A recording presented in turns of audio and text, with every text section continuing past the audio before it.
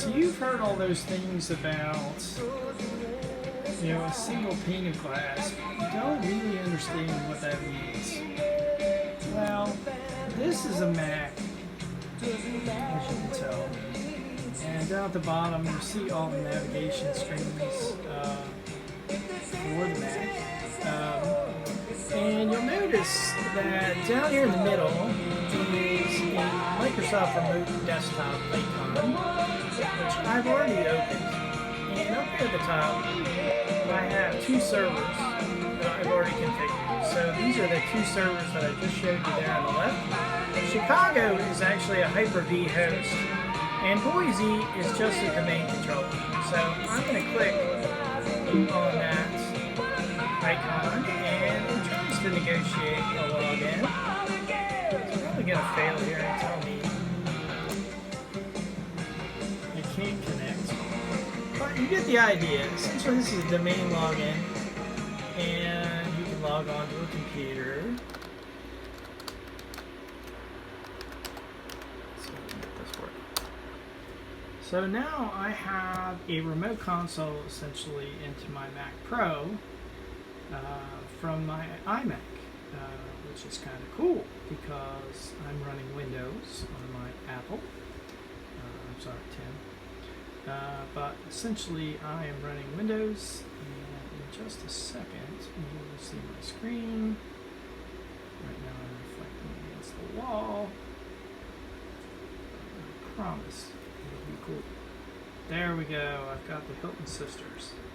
So they are running on my desktop here, and if I scroll down you can see that we are now running a full Windows screen inside a very big Mac monitor, which is 2500 pixels in size. So essentially what that means is I can work in my Mac whenever I want to be an Apple guy, and I can also switch to Windows on my virtualization platform, including, if you'll notice here in just a second, I'm going to bring up my Hyper-V host, and you're going to be very impressed because on my Hyper-V host I have 3 Debian Linux virtual machines already configured, 2 of which should be running.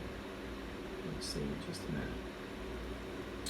But this is an 8-core iMac Pro running at 3 gigahertz.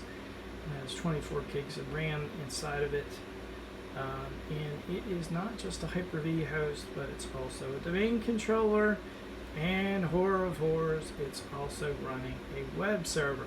So together, all these things work as expected, and that's why we call it Teleworker Pro. Even my brother, who are all Windows guys, love this. And the nice thing about my console is I can plug in my my traditional iPhone, my iPad, and other items and back those up.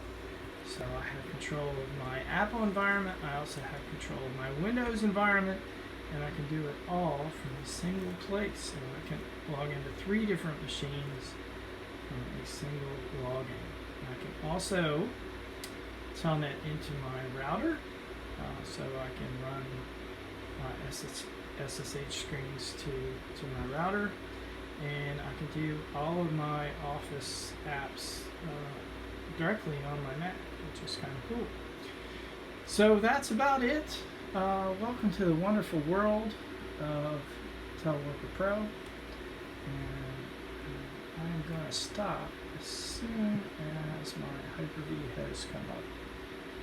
I don't have the fastest machine in the world, but it is very, very reliable. So I have run faster hosts on other operating systems, but this one has been running at 100% for close to 3 years now without any errors. So I am now a believer of Microsoft, even on an old operating system. This is circa 2012. Can run virtualized platforms error-free, and certainly now that they have millions of customers on their more the newer platforms in Microsoft Cloud, we have some more options. So it looks like it's about to come up here. We got an error.